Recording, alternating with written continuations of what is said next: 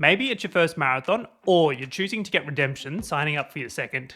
Either way, this video will help map out what you can do to run a sub 4 hour marathon in 3 easy parts.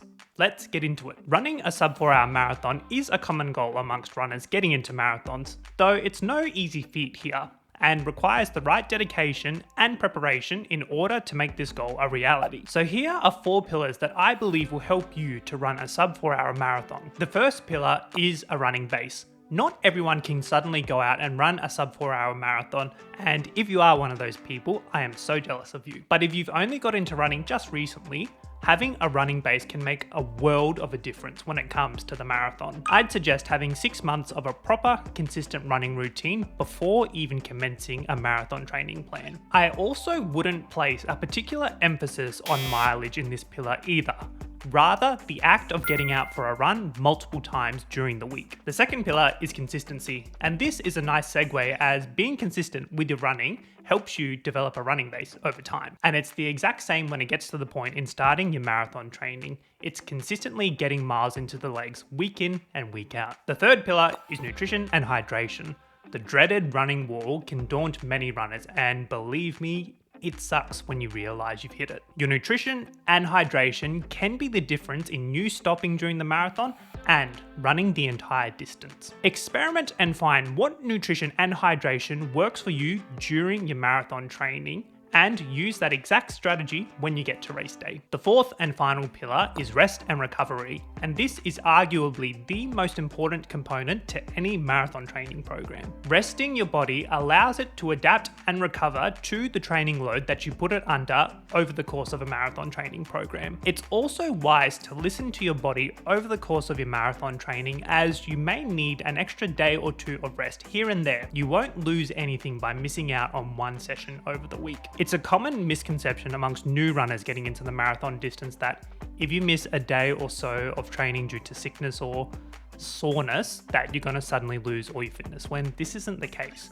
It's if you're missing multiple sessions over the course of a few weeks where you start to have problems. Did you know approximately 20 to 30% of runners can run a sub 4 hour marathon? I was overly ambitious when training for my first marathon, thinking I'd run a sub 3 hour 30-minute marathon when I didn't have the running base or the endurance built up to do so. And it's after this learning experience where I readjusted my goal when training for my second marathon. The experience running my first marathon, established running base, and consistent training schedule allowed me to shoot for a sub 4 hour marathon goal for my second marathon. So now we've got an understanding of the 4 pillars required to run a sub 4 hour marathon. It's important to be training correctly with the right workouts. Our training provides the building blocks that equip us to run a sub 4 hour marathon. You need to choose the right training plan that suits your circumstances, and there are plenty of these available freely online. A key consideration when trying to find the right marathon training program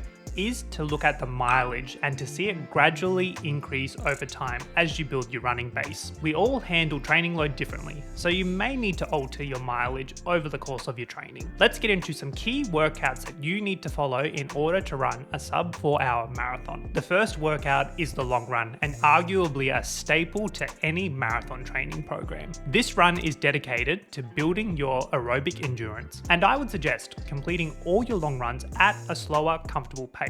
While it may seem counterintuitive to run very slow for a long period of time, it will help you to develop your running base to run faster in the future. For your long runs in particular, you should be working up to around the 30 to 35k mark in your training, usually doing this length of a long run in the later parts of your training 1 to 3 times. The second key workout are intervals. Completing interval sessions at marathon pace or slightly faster can help your body understand what the pace feels like come race day. It's also a great way in learning how to pick up your pace, where at times if you're running in a larger event like the New York City Marathon, needing to surge past a bottleneck of slower runners in your way. Interval workouts that I like to do for my marathon training are 3x3k at marathon pace and 4x2k at slightly faster than marathon pace. The final workout are your recovery runs, and this should bulk out the rest of your week over the course of your marathon training program. Again, these should be completed at an easy pace to put mileage into the legs. I personally had zero long distance running experience when first exposed to the marathon distance. Despite keeping under a sub 4 hour marathon pace for the first 28 kilometers of the New York City Marathon, hitting the wall caused my pace to plummet dramatically. It was the endurance and the running base I'd built into my legs over the course of 2 marathon training programs that allowed me to run sub 4 hours in the Ballarat Marathon in April this year. So now we've got a blueprint on the key workouts that can help push you towards running a sub 4 hour marathon. Let me share some racing and training tips for you. So now, some tips fresh off the press that will cover training as well as racing for that elusive sub 4 hour marathon result. Let's start with the training tips. The first tip is to keep your running easy.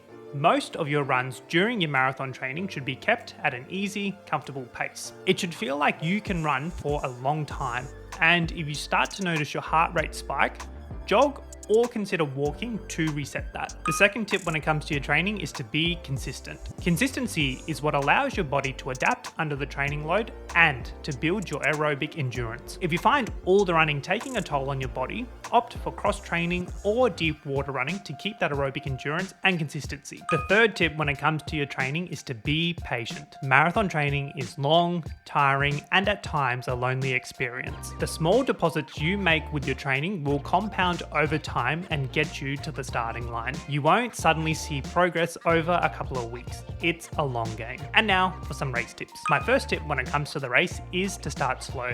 And I mean to start slower than you think is slow. It's so easy to be hyped up from all the atmosphere of the marathon and to push out a little too hot. The marathon is a long game and you can pick up your pace way later down the track. The second tip is to keep a positive mindset. You are going to be battling with yourself for 42 kilometers, and at times it's going to be really tough. Adopt a mantra to repeat to yourself over the course of the race, or have a mental checklist to keep you pushing through. The final tip is to empty your bucket. Now, I got this analogy from the great Robert de Castella. This here is visualizing a bucket that you've got at the start of your race that's full with water. You want to gradually pour that water out over the course of your marathon. If you pour too much too soon out, you're going to have nothing to get you through to the end of the race. But as we get to the final kilometers in the race, it is about emptying whatever's left in that bucket. So there we have it, some insights into how you can train and run a sub 4 hour marathon. So I hope that this can help you on your journey to run that elusive sub 4 hour marathon. Let me know down in the comments if you have any particular questions when it comes to running a sub 4 hour marathon. I'd be more than happy to keep the conversation going down there. Whether you're training for a marathon or just getting out there for a run, I hope that your running is going well. I'm Jack, and I'll see you next time. Catch up.